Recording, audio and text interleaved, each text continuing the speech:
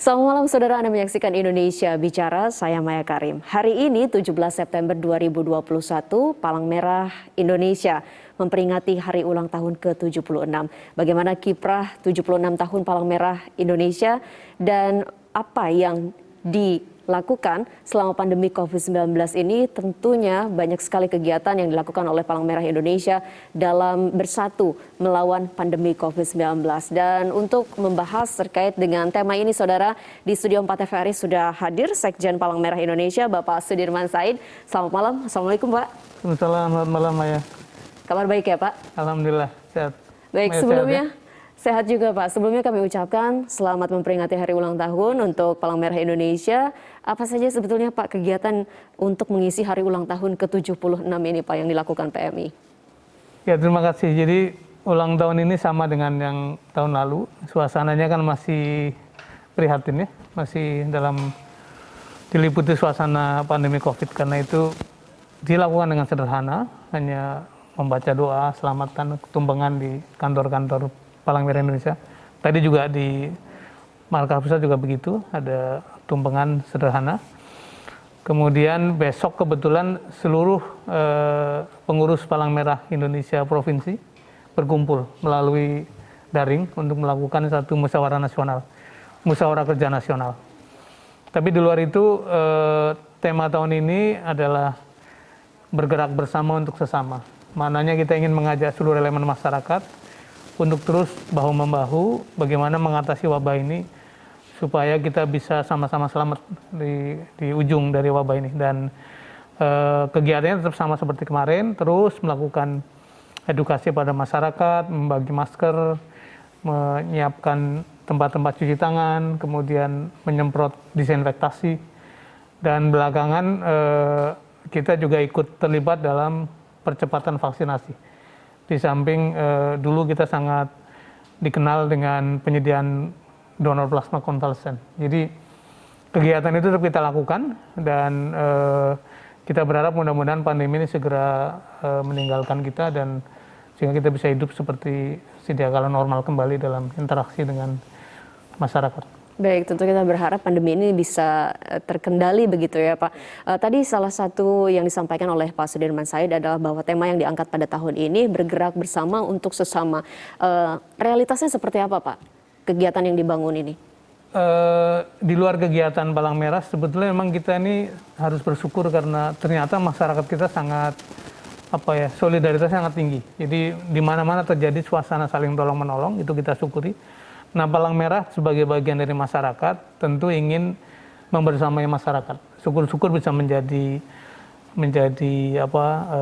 fasilitator supaya sumbangan-sumbangan masyarakat untuk satu sama lain itu bisa kita selenggarakan bersama-sama.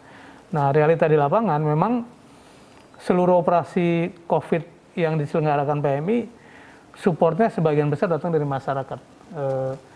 Dulu kalau ada bencana besar itu kan datang berbondong-bondong donor dari negara asing atau dari masyarakat dari tempat lain. Tapi sekarang seluruh dunia kan mengalami pandemi ini. Jadi memang operasinya PMI dalam usaha menanggulangi COVID semuanya datang dari masyarakat. Hampir semuanya datang dari masyarakat kita yang alhamdulillah walaupun hidup sebagian masyarakat tidak terlalu mudah sekarang ini, tapi animo untuk menyumbang, untuk berkontribusi cukup besar. Itu yang kita alami. Jadi PMI melihat ada rasa kebersamaan dan kegotong royongan begitu yang masih terlihat di masyarakat kita, walaupun kondisinya kita tahu tidak mudah begitu ya, Pak Sudirman Said. Lalu Pak, terkait dengan tadi PMI kan bertugas untuk bisa menangani bencana yang terjadi. Tapi kali ini bencana yang terjadi adalah bencana non alam begitu, sesuatu yang belum pernah kita hadapi sebelumnya. Bagaimana PMI menyesuaikan dengan kondisi pandemi ini? Iya, ini satu tantangan yang luar biasa karena pada bencana-bencana yang normal, bencana alam tadi, biasanya bencana sudah kejadian, kemudian teman-teman PMI datang membantu masyarakat, bencana sudah berhenti, tinggal menangani akibatnya kan. Jadi tidak bertarung dengan bencana itu sendiri. Nah, sekarang ini tidak. Teman-teman bisa terjun ke masyarakat, membantu masyarakat, memberikan penerangan, membagi tadi hal-hal yang saya jelaskan tadi. Tapi di sisi lain kiri kanannya juga masih ada kemungkinan terkena bencana itu. Jadi satu tantangan luar biasa. Di samping itu juga kalau ada banjir, kalau ada gempa, kalau ada bencana lain apapun, tetap teman-teman Palang Merah harus turun. Nah, itu sebabnya memang memerlukan satu keterpanggilan yang luar biasa ya.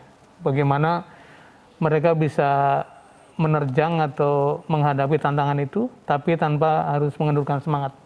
Dan itu saya lihat di seluruh Indonesia. Saya kebetulan berkesempatan meskipun pandemi keliling ke berbagai kota, berbagai daerah, karena memang tugasnya begitu. Di seluruh Indonesia dari mulai Papua sampai Aceh gitu ya, dari mulai Manado sampai ke bawah ke Maluku, sepanjang Jawa, sepanjang Kalimantan, Sulawesi, semuanya tidak terlihat sedikit pun surut semangatnya. Ini satu yang kita syukuri karena memang mungkin mereka berada di Palang Merah baik sebagai pengurus, sebagai staf maupun sebagai relawan, betul-betul karena keterpanggilan. Dan Pak Ketua Umum kami, Pak Yusuf Kalla, selalu mengatakan PM ini seperti paradoks. Justru ketika orang masih tinggal di rumah, kita harus keluar ke lapangan untuk membantu masyarakat. Ketika orang harus takut karena bencana, kita mesti datang ke tengah-tengah mereka untuk memberikan bantuan. Baik. Nah, tadi Bapak sempat cerita bahwa berkeliling ke berbagai daerah begitu untuk melihat kondisi. Tolong ceritakan Pak, seperti apa kondisi teman-teman di lapangan? Walaupun tadi secara garis besar mereka tetap kuat, tetap bisa menguatkan yang lain bahkan. Saya baru pulang dari Palu kemarin dan saya terharu betul karena kawan-kawan Palu ini kan baru saja selesai dengan urusan gempa, bahkan belum selesai kan? Gempa dan tsunami tiba-tiba dihantam oleh COVID. Tapi di kota Palu ini ada satu kelompok orang, satu kelompok relawan mendapatkan ya honor lah dari berbagai donor begitu. Itu honornya dikumpulkan kemudian dipakai untuk membeli lahan, membangun markas Palang Merah Palu. Karena selama ini mereka belum punya markas. Saya ingin menceritakan ini karena meskipun mereka serba terbatas, tetapi kerelawanan mereka itu betul-betul teruji ya. Dan itu terjadi di berbagai tempat. Tentu tidak se ekstrim seperti tadi memberikan uangnya, tapi misalnya di Manokwari kemarin atau di Sorong, mereka terus bergerak untuk menjemput masyarakat yang belum bersedia divaksin. Jadi di Papua Barat tuh kisahnya lain lagi, vaksinnya tersedia, nakesnya tersedia, tapi rupanya sebagian masyarakat belum percaya atau belum bersedia atau belum cukup antusias. Itu karena paparan hoax atau justru ada hal lain begitu di sana? Bisa jadi kan juga ada isu sebagian kelompok masyarakat yang berpandangan COVID ini sesuatu yang tidak real ya. Kemudian ada juga pandangan-pandangan seolah-olah sudah kita serahkan saja pada Tuhan gitu ya. Jadi itu memperlambat operasi-operasi pemulihan termasuk vaksinasi. Nah, teman-teman PMI terus bergerak ke kampung-kampung untuk menjemput mereka, door to door, untuk membawa mereka ke tempat-tempat vaksinasi. Begitupun di Aceh, meskipun situasinya sulit, tapi kawan-kawan terus bergerak, menyemprot tempat-tempat umum, kemudian tentu saja ada urusan yang tidak boleh berhenti, yaitu darah. Darah itu juga terus dikelola, donor-donor darah di seluruh Indonesia. Jadi kami memperoleh satu situasi bahwa alhamdulillah meskipun situasinya sulit dan tidak serba leluasa, tapi semangat dari relawan Palang Merah Indonesia tetap tinggi di mana-mana. Baik, Pak Sudirman tadi sempat menyampaikan sedikit soal bagaimana kondisi donor darah, transfusi darah di berbagai daerah. Bisa dijelaskan lebih jauh lagi seperti apa Pak? Adakah penurunan donor darah selama ini? Apakah di daerah juga berbeda-beda begitu penurunannya? Ya, kita punya hampir 250 unit donor darah seluruh Indonesia. Kabupaten Pemekaran belum ada, tapi kabupaten yang sudah lama terbentuk selalu ada unit donor darah. Di kota-kota pasti ada juga. Pada awal COVID memang sempat terjadi penurunan supply, penurunan donor karena apa? Nomor satu, orang tuh berpikir ke tempat-tempat donor itu barangkali berisiko ya, mereka mikirnya begitu. Tapi juga karena COVID ini unit-unit donor darah yang memiliki mobil unit yang biasanya menjemput datang ke acara donor darah itu tidak berjalan karena memang tidak boleh berkumpul kan.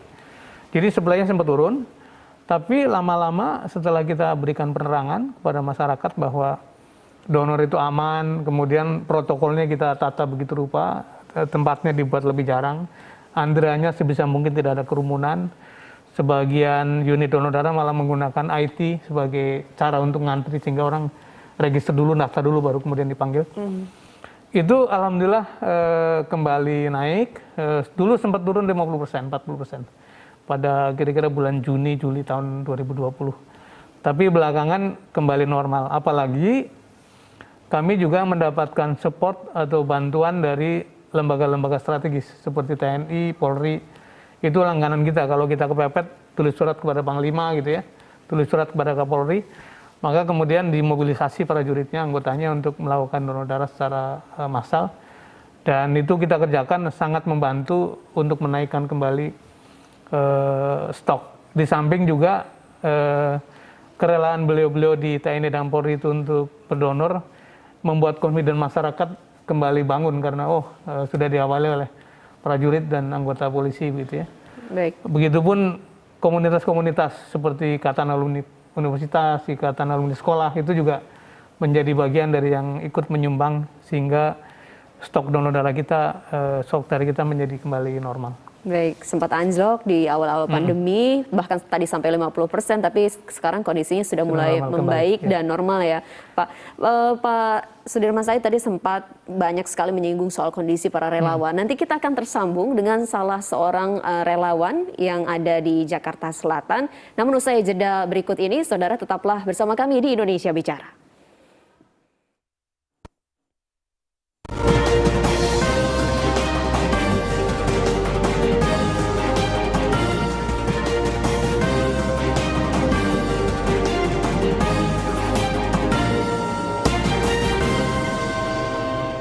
Terima kasih saudara, Anda masih bersama kami di Indonesia Bicara, bersatu lawan COVID-19. Saya masih bersama dengan Sekjen Palang Merah Indonesia, Bapak Sudirman Said. Pak Sudirman Said tadi banyak bercerita tentang bagaimana kekuatan dari para relawan PMI di seluruh Indonesia. Dan saat ini kami juga sudah terhubung dengan salah seorang relawan PMI, ada Mas Ruli Mawardi. Selamat malam, Assalamualaikum Mas Ruli. Selamat malam Mbak Maya, Waalaikumsalam warahmatullahi wabarakatuh. Selamat malam Sekjen. Malam Mas Ruli. Baik, Mas Ruli ini selain relawan PMI, Pak Sekjen ternyata juga seorang pendonor plasma konvalesen. Mas Ruli tolong diceritakan kenapa kemudian tergerak begitu untuk mendonorkan plasma konvalesen ya Mas? Iya Mbak Maya, pada akhirnya kami memang sebagai relawan PMI ini kalau tidak membantu atau tidak bergerak untuk sesama itu seperti ada sesuatu yang mengganjal Mbak. Jadi begitu saya dinyatakan COVID dan dinyatakan sembuh, lalu setelah itu memenuhi syarat minimal dan lolos tes titer antibody, akhirnya saya tetap untuk berkeinginan mendonorkan plasma darah saya untuk plasma darah konvalesen seperti itu. Baik. Dan juga cukup deg-degan pada saat tes titer antibody, khawatir nggak lulus gitu kan. Malah sempat deg-degan juga ya. Mas Ruli tolong diceritakan juga bagaimana Mas Ruli bisa berjuang begitu melawan COVID-19 saat waktu itu terkena COVID-19. Ya, memang pada saat itu bulan Juni pertengahan ya, itu lagi luar biasanya tinggi-tingginya di Jakarta. Dan kadarullah saya juga terkena gejala dan melakukan PCR test dan dinyatakan positif. Saya koordinasi ke markas pusat, ke kantor, dan dari pihak markas pusat melakukan asistensi yang luar biasa. Sehingga secara pribadi saya mendapatkan pelayanan dari rekan-rekan staf markas pusat secara maksimal seperti itu.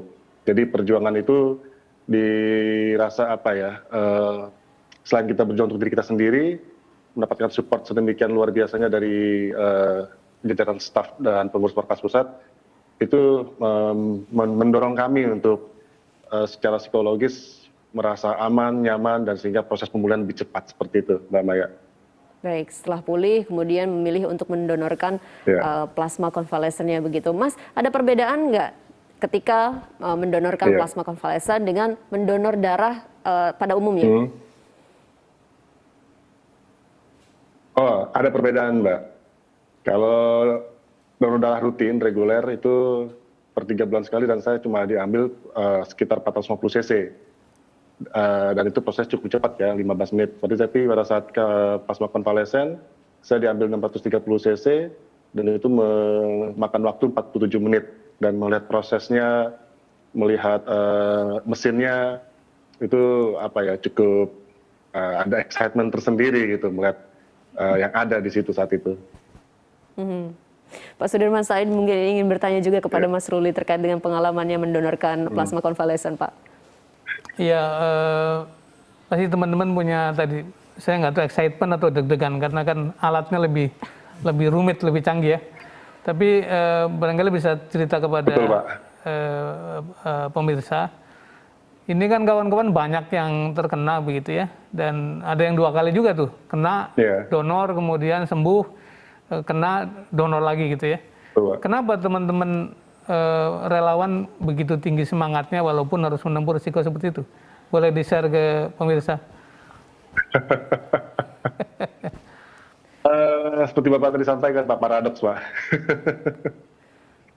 Jadi apa ya, hasrat, Pak. Kalau saya pribadi menilai ini hasrat kami untuk kemanusiaan itu begitu luar biasa besar, Pak. Kita standby, dapat berita, dapat informasi, langsung berangkat. Nah, terkait untuk yang plasma konvalesen ini, karena ini saya baru pertama kali, saya belum pernah aparesis sebelumnya, jadi begitu melihat peralatan yang ada, terus bagaimana pelayanan tim UDD, saat itu saya di PMI Pusat, di Jalan Joe, UTD PMI Pusat, itu begitu suportif, begitu cekatan, dan begitu friendly, membantu saya untuk melakukan proses donor darah plasma konvalesen, Pak.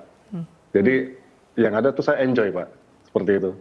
Baik, Mas Ruli, setelah mendonorkan plasma konvalesen ini, apakah juga turut mengajak teman-teman penyintas lainnya untuk ayo bersama-sama kita mendonorkan plasma konvalesennya begitu? Oh, ya betul, Mbak. Kita habis diuji dengan penyakit oleh Tuhan, oleh Allah Subhanahu Wa Taala. Di saat kita dipulihkan, kita disembuhkan, kenapa nggak kita kembalikan kembali itu untuk membantu sesama? Jadi secara pribadi, kami mengajak rekan-rekan penyintas untuk mau mendonorkan darah plasma konvalesen dan mengunjungi UDD atau UTD PMI terdekat di lokasi Bapak Ibu, saudara-saudara sekalian. Seperti itu. Baik, menarik ini Pak, cerita yang disampaikan oleh Mas Ruli ini.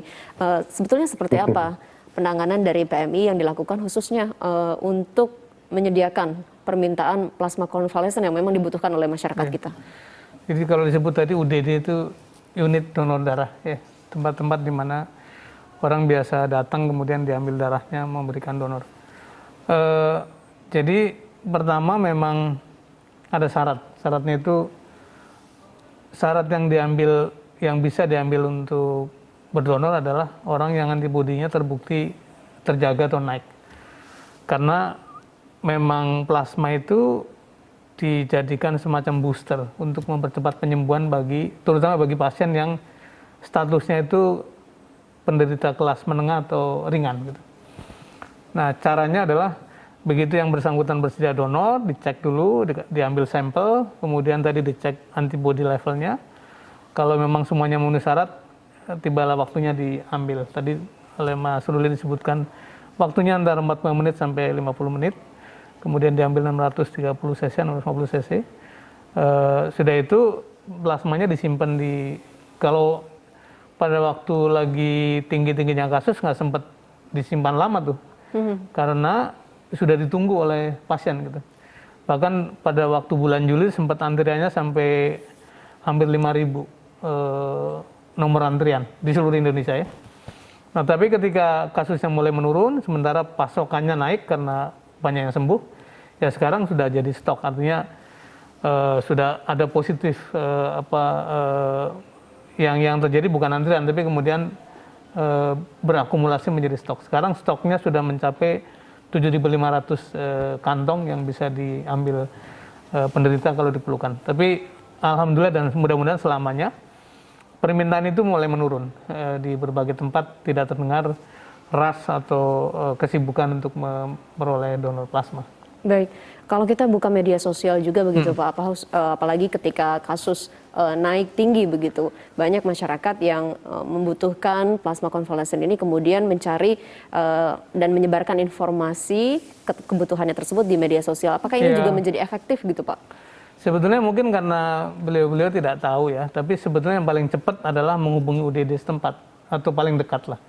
Kalaupun di UDD atau unit donor darah setempat tidak ada, biasanya direfer ke tempat lain. Nah, kita memang sedang mengembangkan satu sistem informasi, tapi belum terintegrasi. Ini sedang kita pelan-pelan kita bangun. Nah, apalagi kalau ada kata-kata kadang-kadang kita lihat di medsos kita, minta tolong donor plasma, pasien sudah kritis gitu. Itu sebetulnya bukan langkah yang tepat karena pasien yang levelnya sudah berat itu tidak cukup efektif untuk diberikan plasma. Karena itu yang paling baik adalah datang ke UDD, hubungi UDD, kemudian masukkan satu permintaan, biasanya kan dari rumah sakitnya, dari tempat perawatannya.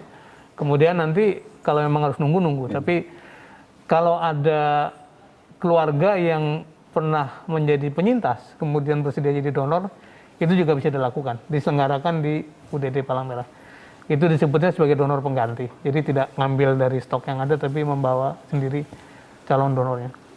Tapi kembali kita mempersilahkan masyarakat, mudah-mudahan tidak terjadi lagi. Tapi kalau masih ada yang membutuhkan, silakan datang atau menghubungi unit donor darah setempat. Hampir di semua kota ada, kota-kota besar ya. Kemudian kalau di kabupaten kemudian belum ada, maka kontaklah unit donor darah paling dekat dari tempat mereka tinggal. Jadi hal pertama yang dilakukan ketika membutuhkan plasma konvalesen adalah mengontak unit donor darah terdekat ya, betul, Pak ya. Betul. Baik, saya kembali lagi ke Mas Ruli. Mas Ruli, tadi di awal saya ngobrol dengan Pak Sekjen begitu, para relawan ini yang seharusnya masyarakat umum lainnya harus menjauhi bencana, menjauhi potensi celaka begitu, ini justru harus yang menjadi terdepan dan juga mendekat begitu dengan kondisi-kondisi yang tidak diinginkan, termasuk juga Mas Ruli dan kawan-kawan. Mas, bagaimana kemudian bisa kuat meneguhkan hati begitu ketika yang lain di rumah saja, ini justru berada di luar rumah, memilih untuk resiko begitu bisa tertular dan lain sebagainya. Seperti apa Mas menghadapi ini? Apa yang menguatkan begitu? Iya Mbak, kembali lagi semua berawal dari niat ya. Bagi kami pemenuhan hak kemanusiaan ini begitu tinggi Mbak. Jadi bencana apapun, termasuk juga terakhir pandemi ini, kalau kita nggak berbuat sesuatu tuh rasanya ada yang mengganjal, ada yang menggelitik gitu. Jadi kalau kita hanya diam di rumah terus melihat rekan-rekan kita bertugas, bekerja, kok kita nggak diajak, kok kita nggak ditugaskan gitu ya. Terus sampai kita mengajukan diri, sampai kita menawarkan diri, ya pada akhirnya kembali lagi, ini semua pemenuhan hasrat kami untuk kemanusiaan. Bagaimana kami memanusiakan manusia Mbak, seperti itu. Apa perasaan yang muncul ketika melihat orang yang sedang kesusahan, sedang membutuhkan bantuan, berhasil ditolong Mas? Kembali lagi sebagai refleksi diri Mbak, bersyukur terhadap apa yang kami punya, walaupun mungkin kami juga tidak lebih baik daripada mereka, tapi saat kami bisa membantu sesama, itu ada rasa berkah tersendiri Mbak. Kalau saya pribadi begitu habis melakukan tugas atau pasca melaksanakan tugas-tugas yang cukup berisiko, apakah dalam konteks kebencanaan atau dalam konteks pelayanan kegawat daruratan, begitu sudah selesai tugas, yang umumnya kami lakukan, kami bersyukur. Kalau sebagai Muslim, saya alhamdulillah, rekan-rekan yang lain sesuai agama masing-masing, seperti itu. Baik, Mas Ruli, apa yang menjadi pembeda ketika menghadapi bencana alam yang memang ini kerap terjadi begitu di Indonesia dengan bencana non alam yang baru kali ini dihadapi oleh kita? Bencana alam kita kan bisa melakukan assessment secara visual, gitu kan? Misal kita bisa menganalisa, kita bisa membuat semacam kajian karakteristik seperti itu. Nah, untuk yang sekarang ini kan pandemi, kita tidak terlihat bencana tersebut, sehingga kita hanya mengikuti aturan yang sudah ditetapkan dari pihak PMI sendiri maupun dari Kemenkes dan sumber-sumber terpercaya lainnya gitu, untuk kita memproteksi diri kita, begitu Mbak. Baik. Satu sisi harus membantu dan mendampingi masyarakat, begitu satu sisi juga harus memproteksi. Bentuk proteksi seperti apa Pak yang kemudian PMI susun untuk teman-teman relawan ini Pak? Iya, jadi tadi dikatakan dalam menangani COVID ini menghadapi, kalau ibaratnya musuh-musuh nggak kelihatan. Kalau tadi banjir bisa diakses, kerusakannya sampai di mana, gempa juga begitu. Nah, apa yang bisa kita berikan sejauh ini, memang Palang Merah ini kan lembaga sosial ya, tidak cukup punya dana lah. Tapi sebisa-bisanya, pertama kan alat pelindung diri yang melekat di fisik ya. Apalagi belakangan ini sangat penting lah. Sepatu lapangan, dikasih pakaian yang layak, kemudian masker dan sebagainya gitu. Sarung tangan.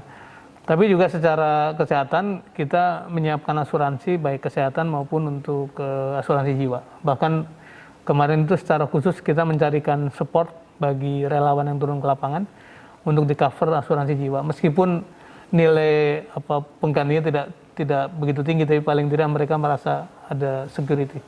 Tetapi kembali tadi kalau mendengar Ruli dan teman-teman itu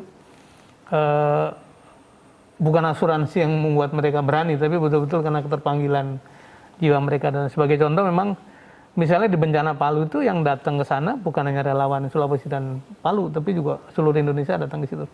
Kemarin juga banjir di Mamuju, banjir bandang di Mamuju, Sulawesi Barat. Itu seluruh Indonesia walaupun dalam keadaan COVID berusaha mengirimkan relawannya. Jadi karena memang kita mengenal asas kesamaan, kesetaraan, kemudian juga universality, jadi kesemestaan. Jadi bencana di satu wilayah itu bukan bencananya hanya orang itu, tapi bencananya seluruh dunia. Nah, asas itu melekat di kalangan teman-teman relawan sehingga begitu ada bencana di mana mereka pengennya gerak aja. Nah, tugas dari Palang Merah setempat adalah mengorganisir supaya tidak crowded atau tidak misalnya over capacity, padahal bencananya mungkin tidak terlalu besar tapi yang datang begitu banyak. Nah, ini bagaimana mengelola semangat teman-teman itu yang jadi tantangan. Ya, saya ingin berterima kasih kepada Mas Ruli. Mas Ruli, terima kasih untuk selalu bersemangat dan juga membantu masyarakat kita, Mas. Selamat malam, Mas Ruli. Terima kasih telah bergabung di Indonesia Bicara. Ruli, thank you. Terima kasih. Malam, Mbak. Sama-sama, Pak. Baik, Pak Sudirman Said dan juga pemirsa, kita akan kembali berbincang usai jeda berikut ini. Tetaplah bersama kami di Indonesia Bicara.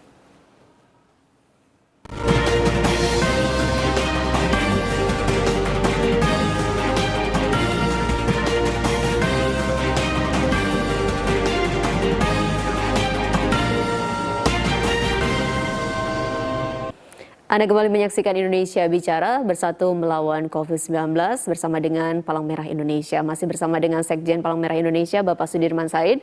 Pak Sudirman Said, saat ini kita juga telah tersambung bersama dengan Dr. Teresia Monika Raharjo, selaku inisiator terapi plasma konvalesen. Selamat malam, Dr. Monika.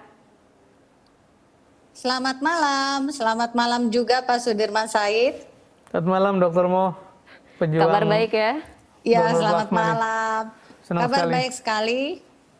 Baik, Iya. dokter, kita ingin mendengar pendapat umum dokter terkait dengan terapi plasma konvalesen ini, dok. Iya, memang pada saat kita ya menghadapi COVID ini, dan saya mengajukan ide ini pada saat itu, saya mengadakan presentasi di depan Bapak Doni Monardo. Setelah itu Dr. Linda dari PMI juga mengadakan presentasi. Kami sepakat untuk mendukung terapi plasma konvalesen ini dengan mengusulkan kepada pemerintah yaitu mengenai big data dan bank plasma. Nah, sejak saat itulah kulminasi atau klimaksnya pada gerakan donor plasma konvalesen nasional tanggal 18 Januari 2021. Sampai saat ini terapi plasma konvalesen itu sudah banyak menyelamatkan pasien-pasien COVID terutama stadium sedang. Nah, kenapa? Karena memang antibodi di dalam terapi plasma konvalesen berfungsi sebagai booster antibodi dan dapat menolong pasien-pasien COVID yang stadium sedang. Dan sampai saat ini PMI sudah menyebarkan lebih dari 90.000 kantong plasma ke seluruh daerah tanah air. Dan memang sangat luar biasa sekali semua usaha yang dilakukan oleh saudara-saudara saya di PMI. Dan baru kali ini saya melihat orang-orang yang sangat ikhlas, tulus, bekerja setiap saat untuk mencari dan juga menyediakan kebutuhan plasma bagi banyak orang. Baik. Demikian. Dokter dari saya. Monica, terapi plasma konvalesen ini juga disebut sebagai metode imunisasi pasif begitu. Mungkin bisa dijelaskan dok terkait dengan maksud dari metode imunisasi pasif ini, dok? Iya, betul. Jadi ini adalah perbedaan mendasar antara vaksinasi aktif dengan imunisasi pasif. Kalau vaksinasi aktif itu kita memberikan virus secara sengaja ke dalam tubuh kita. Sehingga di dalam tubuh kita itu virus itu merangsang pembentukan antibodi. Nah, sedangkan kalau misalnya imunisasi pasif pada plasma konvalesen, kita mendapatkan antibodi yang sudah jadi dari penyintas COVID-19. Dan kemudian antibodi itu sebagai sumbangan atau tambahan antibodi bagi pasien-pasien COVID untuk membasmi virusnya. Demikian. Baik, sejauh ini bagaimana dengan kerjasama yang dilakukan dengan PMI begitu untuk menyediakan plasma konvalesen ini? Iya, PMI sendiri bekerja sama dengan BNPB itu sejak awal ya, dan sudah ada saluran hasil kerjasama antara PMI dengan BNPB, yaitu 117 Extension 5. Nah, itu adalah saluran untuk orang-orang yang ingin mendonorkan plasmanya. Jadi kerjasama ini sudah berlangsung dengan sangat baik dan sampai saat ini pun masih dilanjutkan. Jadi antara BNPB dengan PMI itu mempunyai hubungan yang memang kolaborasinya yang sangat nyata. Baik, kolaborasinya sudah berjalan lama dan ini masih terus dibangun hingga saat ini karena memang kebutuhannya Betul juga sekali. masih ada begitu. Walaupun tadi Pak Sudirman Said menyatakan bahwa stok plasma ini ada begitu ya Pak, ketersediaannya mencukupi. Pak, terkait dengan penyimpanan stok ini, sebetulnya untuk penyimpanan plasma konvalesen ini apakah sama dengan darah pada umumnya atau seperti apa Pak? Dokter mau lebih tahu, tapi saya mendapat cerita dari dokter Linda, kalau darah itu 30 hari harus discharge ya, karena di atas 30 hari sudah tidak baik. Tapi plasma ini setahun bisa disimpan, dan dalam urusan COVID ini, seperti pesan Bapak Presiden kan kita tidak boleh merasa ini selesai, tidak boleh jumawa, meskipun sekarang di berbagai wilayah, sebagian besar sudah mulai landai bahkan turun. Jadi tetap kita bersiaga untuk sesuatu yang lebih buruk, meskipun kita berdoa, berusaha supaya keadaan terus membaik. Tapi dalam urusan plasma ini, insya Allah masih cukup baik untuk disimpan dalam waktu setahun ke depan. Baik, jadi artinya waktu penyimpanannya lebih lama dan kita masa manfaatnya lebih lama ya. Betul, bermanfaat bisa lebih lama dan tapi kita juga tidak berharap begitu bahwa COVID-19 ini akan terus bersama kita jauh lebih lama lagi. Baik, saya kembali ke Dokter Monica lagi, dokter terkait dengan pendataan begitu untuk mendata yang membutuhkan terapi plasma konvalesen ini, apakah juga kemudian Satgas dan BNPB dalam hal ini membuka donasi untuk bisa memudahkan pasien begitu mencari plasma konvalesen ini?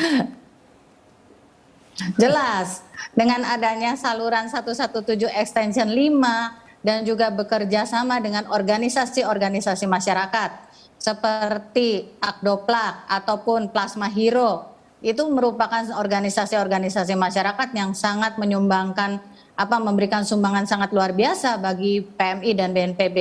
Jadi kami berkolaborasi dengan seluruh lapisan masyarakat. Dan ada hal yang penting yang dapat kita petik dari COVID-19 ini, yaitu COVID-19 ini telah memunculkan jiwa gotong royong rakyat Indonesia yang sebelumnya itu nyaris tidak ada atau nyaris tidak kita rasakan. Sempat pudar begitu dengan ya? Dengan adanya, iya betul sekali, dan ini berhasil menyatukan semua orang dari berbagai lapisan, dari berbagai golongan, dari berbagai daerah. Itu semangat gotong royong, semangat Pancasila itu nyata sekali pada saat kebutuhan akan plasma konvalesen ini mencapai puncaknya kemarin, sehingga antriannya begitu banyak ya Pak Sudirman Said. Itu dari berbagai kalangan, itu tidak peduli latar belakangnya apa, itu semua itu mengajukan diri jadi donor, mengajukan diri jadi relawan, dan itulah sebetulnya anugerah terbesar menurut saya ya Pak Sudirman Said ya, anugerah terbesar kita sebagai bangsa Indonesia. Itu adalah rasa gotong royong kita yang memang tidak bisa terkalahkan dari negara yang lain gitu. Itulah kekhasan kita sebagai bangsa Indonesia. Baik, rasa gotong royong kembali kuat begitu, solidaritas di masyarakat kembali terbangun dengan kondisi yang kita hadapi saat ini sebagai sebuah bangsa. Baik, Dr. Monica dan juga Pak Sudirman Said, kita akan lanjutkan perbincangan, namun kita harus kembali jeda. Saudara, tetaplah bersama kami di Indonesia Bicara.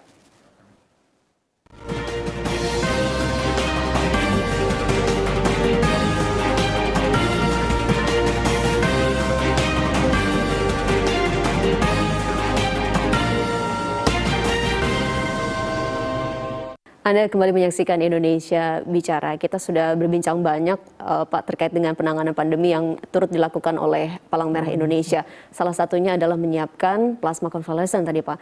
Pak Sudirman Said, bagaimana ketersediaan alat untuk sistem donor plasma ya? Plasma ini, Pak? Memang alatnya berbeda. Kita menyebutnya aparesis untuk mengambil plasma, alat mengambil plasma. Jadi sekarang ini kita memiliki hampir 90 alat, sumbangannya terus berdatangan.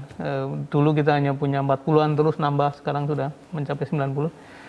Tersebar di 42 unit donor darah seluruh Indonesia, karena memang memerlukan keterampilan khusus. Tapi bagi tempat-tempat yang belum punya, mereka berkreasinya dengan cara menempuh yang namanya metode konvensional, sama seperti ngambil darah, tapi yang diambil plasmanya, tentu dengan bantuan atau pengolahan berikutnya. Jadi alhamdulillah itu cukup terpenuhi sekarang ini, apalagi kan kembali mudah-mudahan tidak muncul gelombang baru gitu.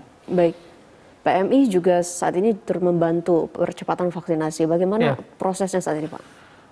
Jadi kami baru saja menyelesaikan tahap 1 pelatihan setelah kami bertemu dengan Kementerian Kesehatan untuk memohon alokasi vaksin. Niatnya memang membantu pemerintah, karena bagaimanapun PMI punya 34 markas provinsi, punya 450-an markas kabupaten kota, punya 250 unit donor darah, yang itu bisa dijadikan sentra-sentra vaksinasi. Di samping itu juga di antara relawan tadi Bu Dokter juga mengatakan, kan ada banyak nakes juga, para dokter, para perawat, bidan segala macam. Dan kita juga punya lembaga-lembaga pendidikan yang bisa, mahasiswanya bisa dikerahkan untuk melakukan, membantu vaksinasi, baik sebagai organizer maupun sebagai pelaksana, nanti dilatih dengan keterampilan yang cukup. Nah, kalau tidak ada halangan, kita akan mendapatkan alokasi 2 juta vaksin yang menurut hitungan kita sehari itu sebenarnya kita bisa menyelenggarakan 100.000, karena tadi jaringan infrastruktur maupun relawan kita. Nah, sudah kita siapkan, dan yang kita butuhkan adalah bagaimana memperoleh bantuan tenaga kesehatan sebanyak-banyaknya, karena di banyak tempat kan memang vaksinnya masih disalurkan lewat dinas kesehatan, dan vaksinnya tersedia, cuman tenaga bantuan itu yang akan kita berikan dari Palang Merah. Baik, tentu kita berharap tenaga bantuannya bisa tersedia segera, sehingga PMI juga bisa melakukan percepatan vaksinasi. vaksinasi. Nanti murid-muridnya Dr. Mo yang bisa membantu. Oke, Dr. Mo, muncul hoaks bahwa berbahaya menerima donor dari orang yang sudah divaksin. Ini bagaimana penjelasannya, Dok, supaya masyarakat juga tidak percaya hoaks tersebut? Iya, sebetulnya kadang-kadang kita itu terlalu melihat itu judul sama kesimpulan aja. Ya, judul yang bombastis itu selalu paling cepat menyebar ya Pak Sudirman. Iya, senangnya kalau judulnya yang bombastis itu pasti nyebar langsung cepat banget ya.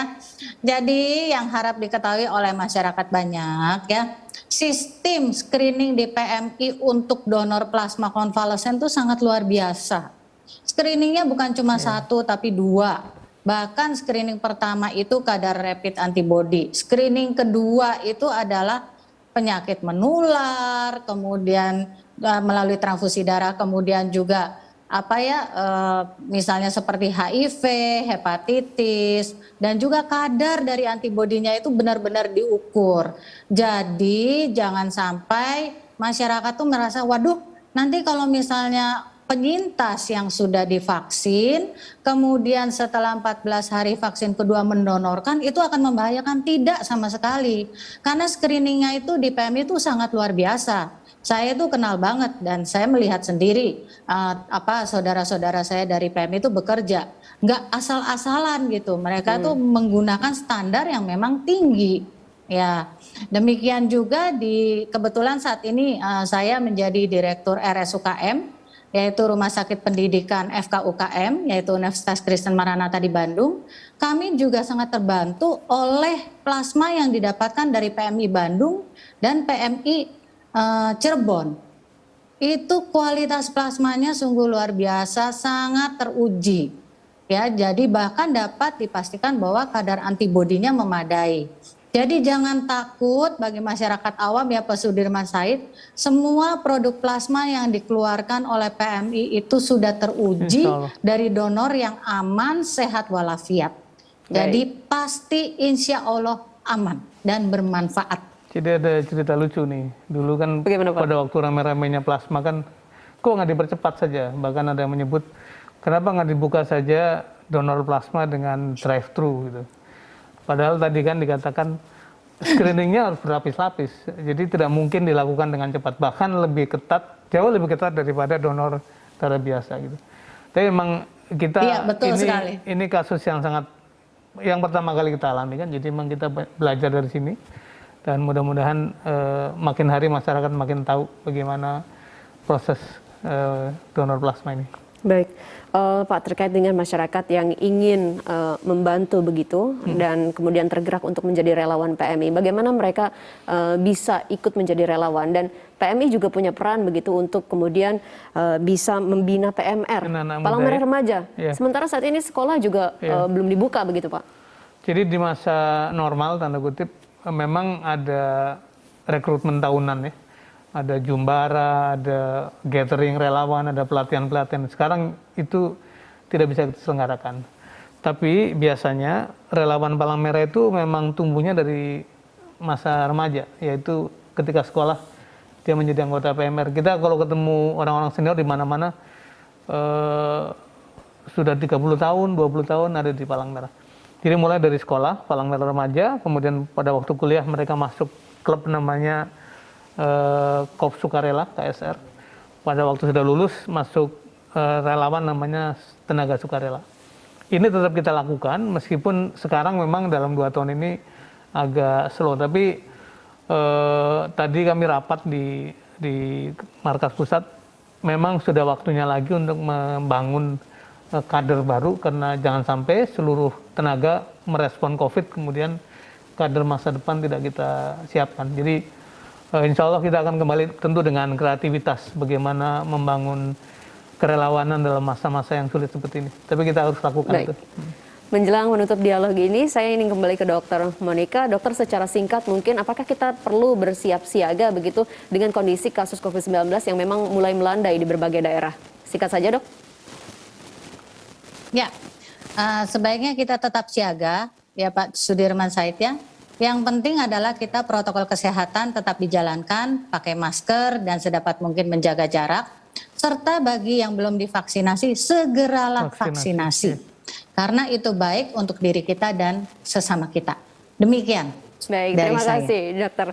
Terakhir Pak Sudirman Said, apa yang menjadi harapan di hari ulang tahun ke-76 ini dan apa yang ingin disampaikan kepada masyarakat? Ya, pertama saya ingin mengamini Dokter Mo tadi, COVID belum dikatakan selesai, karena itu waspada, jaga protokol kesehatan, pakai masker, tidak menghadiri kerumunan kalau tidak diperlukan. Yang kedua, atas nama Palang Merah Indonesia, saya ingin menyampaikan terima kasih dan menghargai pada masyarakat atas kepercayaan dan dukungan, karena masyarakat Palang Merah tidak mungkin bergerak tanpa trust, tanpa dukungan dari masyarakat. Karena itu sekali lagi terima kasih, dan insya Allah akan kita selenggarakan amanat dari para donatur, para donor, para relawan untuk kita terus-menerus melayani sesama manusia.